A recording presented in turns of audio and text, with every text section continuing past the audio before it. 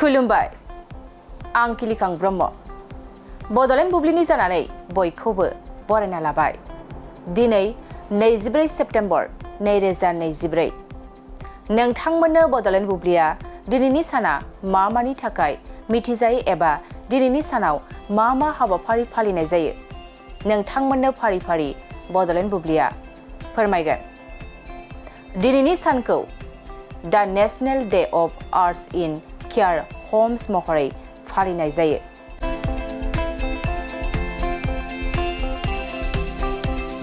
द national day of arts in care हम्सआ मोनसे बोसोरारि हाबाफारि जाय 24 सेप्तेम्बराव जोथोन लानायनि आरिमु आरो सोरजिलुनि मुलाम्फाफोरखौ दिन्थिनो थाखाय फालिनाय जायो।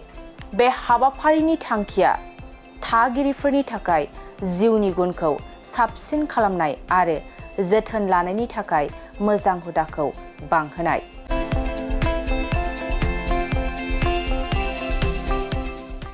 बेनि अनगायैबो दिनैनि सानखौ blue bird of happiness day,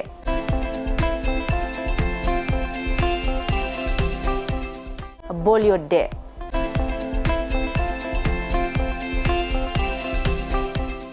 आरो हेरिटेज डे महरै फालिनाय जायो।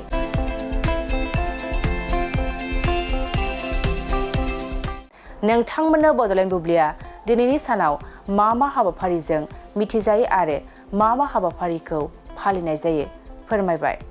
गोजोन्थों।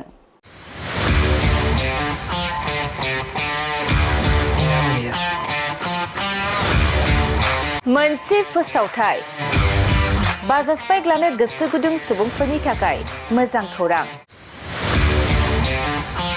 क'क्राझार जिल्लानि सिङाव थानाय आउटलेट दतमायाव दावहारु अट' एजेन्सि श'रुमा 22 सेप्तेम्बरनिफ्राय 26 सेप्तेम्बरसिम फुजा धामाका अफार लन एन्ड एक्सचेन्ज मेलानि खाबुफोर होगासिनो दं।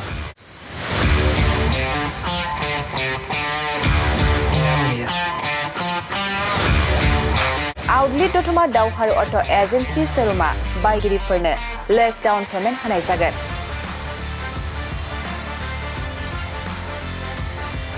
नोंथांमोना दतमायाव थानाय दावहारु auto' agency festive outlet branch श'रुमाव होबाय थानाय फुजा धामाका अफार लन एन्ड एक्सचेन्ज मेलायाव फैनानै नोंथांनि लुबैनाय बाजाजनि बाइकखौ लांफैनो हागोन।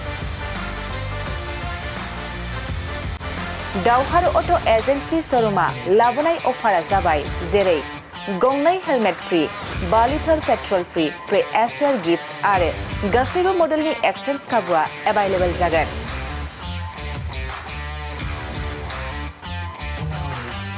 आरो 500 रां होग्रोनानै गोसोबादि बाइकखौ आवग्रिनानैबो दोननो हागोन। लोगोसे स्मार्ट वाच, इयारफन, बेग आरो ब्लेंकेट बेफोर मोनब्रै प्राइसफोरखौ जायखिजाया मोनसे बासिना लानो हागोन।